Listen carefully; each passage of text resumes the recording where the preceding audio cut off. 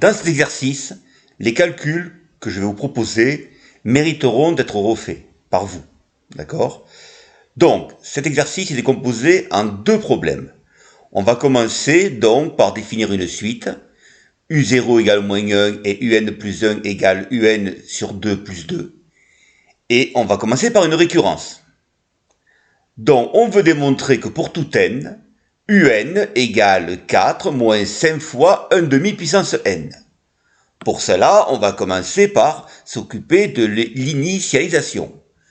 On constate que 4 moins 5 fois 1 demi puissance 0 égale moins 1, et moins 1 c'est bien égal à U0. Donc la propriété est vraie pour n égale 0. Pour l'hérédité, on suppose qu'il existe un petit cas strictement positif, tel que UK égale 4 moins 5 fois 1 demi puissance k, c'est-à-dire en clair vérifier la propriété, et on va montrer que la propriété est vérifiée pour k plus 1. Donc pour cela, on va commencer par partir de la base, c'est-à-dire UK plus 1 égale UK sur 2 plus 2. Et on va remplacer UK par 4 moins 5 fois 1 demi puissance k. Vous avez donc ici le début du calcul. Donc c'est là où il faut être attentif. Vous avez une fraction, numérateur, dénominateur. Donc 4 divisé par 2, il reste 2. Et moins 5 fois 1 demi puissance k divisé par 2, ça vous donne moins 5 fois 1 demi puissance k plus 1. Et bien sûr, plus 2. Si vous regroupez les deux, vous obtenez ce que vous cherchiez. UK plus 1 égale 4 moins 5 fois 1 demi puissance k plus 1. Conclusion, la propriété est vraie pour tout n. Deuxième exercice. On garde cette suite UN et on va faire la somme, qu'on va appeler grand S n. Donc U0 plus U1 plus U2 plus UN moins 1 plus UN. Et on va chercher la limite de Sn divisé par n en plus de l'infini. On va commencer par calculer Sn en fonction de n. Donc là, je répète, vous aurez intérêt à bien reprendre ces calculs une fois que je les aurai expliqués. Alors, Sn, c'est donc sigma, ça veut dire la somme de k égale 0 jusqu'à n, des UK. U0 plus U1 plus UN. J'ai remplacé les UK par la valeur qu'on a trouvée tout à l'heure. Rappelez-vous la récurrence qu'on a faite. Vous avez ici un grand sigma avec ici une soustraction.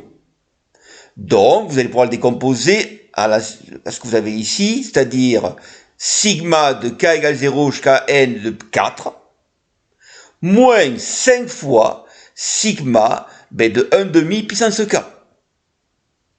Donc là, je vous laisse le temps de bien réfléchir. Ensuite, on va s'occuper de la partie qu'il y a ici, c'est-à-dire sigma de k égale 0, 1 demi puissance k. Et là, on reconnaît une suite géométrique, avec la formule 1 moins qn plus 1 sur 1 moins q, que vous avez ici. Donc, si en bas vous constatez qu'il vous reste 1 demi, vous multipliez le numérateur par 2, et vous obtenez ce que j'ai écrit ici. Pareil, n'hésitez pas à vous réécrire les calculs. Ça veut donc dire que maintenant, Sn, si je repars du Sn qui est ici, voilà, et si je remplace, je vais me retrouver avec Sn égale sigma de k égale 0 jusqu'à n de 4. Ça veut dire que vous avez n fois 4. 4 plus 4 plus 4 plus 4, n fois. Ça veut donc dire 4n. Moins, maintenant vous avez 5 que multiplie cette somme. Et cette somme, la voilà. 5 fois 2, 10, moins 5 fois 1 demi puissance n. Voilà à quoi est égal Sn. Je vous rappelle que nous, on voulait Sn sur n, donc je vais diviser par n. 4n divisé par n, ça fait 4. 10 divisé par n, ça fait 10n. Et ce produit, ça fait 5 sur n fois 1 demi puissance n. La limite à l'infini, eh bien, ce paquet 10 sur n, il tend vers 0.